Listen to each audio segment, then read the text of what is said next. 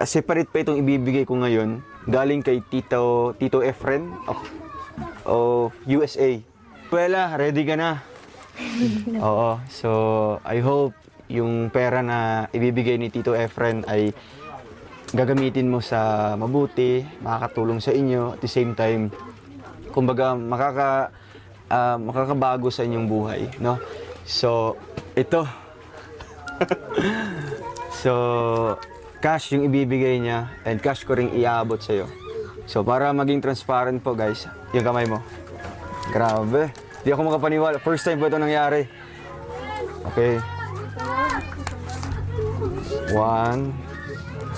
2, 3, 4, 5, 6, 7, 8, 9, 10, 11, 12, 13, 14, 15, 16, 17, 18, 19, 20,000! Grabe! How's the feeling, Wela? First time makahawak ng ganyan? First time. Grabe. Wow. Parang Ay ka lang? naiiyak sa sayo. So deserve mo yan at alam ko guys. masaya si Tito Efren na magbahagi ng blessing sa inyo. Thank you guys. Naiiyak din ako. Grabe.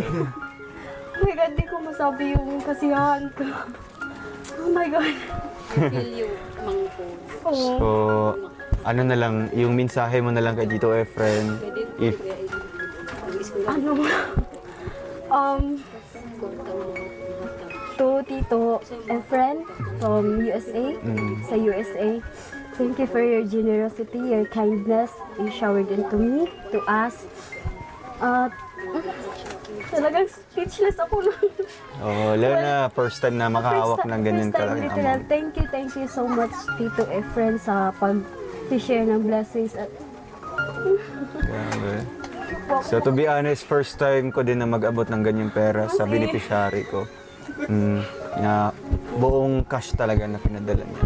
Grabe. So parang hindi mo pa na-absorb yung yung mga pangyayari na ito. At syempre, ay, kay Makoy. Okay ka lang, Wela? Ha? Sige, normal normal reaction, normal feelings na maka-feel ka in that way. Pero ang masasabi ko lang, sa lahat ng mga blessings na nare-receive mo, always ka maging thankful, no? Always humble lang. At syempre, patuloy ka lang sa ginagawa mo kasi doon ka nakita nila na you truly deserve talaga ng ganyang blessings, no? Ipagpatuloy mo lang yan at alam ko, hindi ka magbabago. Grabe. Sige, okay lang yan. Take your time mo yan. Ano, gusto mong tubig? Kunan ka ng Makoy. Ha? dito. Sige. First time ko po kasi. First time. Oo. Tubig muna. Kasi no. Grabe, cash talaga po na 20K. So,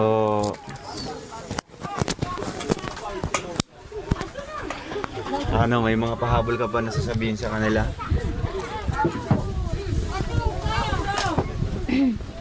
So ano po, in addition po, maraming salamat Tito Efren from USA sa pagbibigay blessings po sa amin, and we are hoping and praying na marami pa po kayong matutulungan, ganun, and i-bless pa kayo ni Lord. Itong natanggap ko, naway more na folds pa yung i-bless sa iyo, dahil alam naman namin, and it's very, very evident naman talaga na ang kabutihan mo ay may mabuti kang puso sa mga taong specialist na mga nangangailangan ng tulong, and then ako at saka mama ko at saka sa buong pamilya ko, nagpapasalamat talaga na sa mga blessings na natanggap namin ngayon.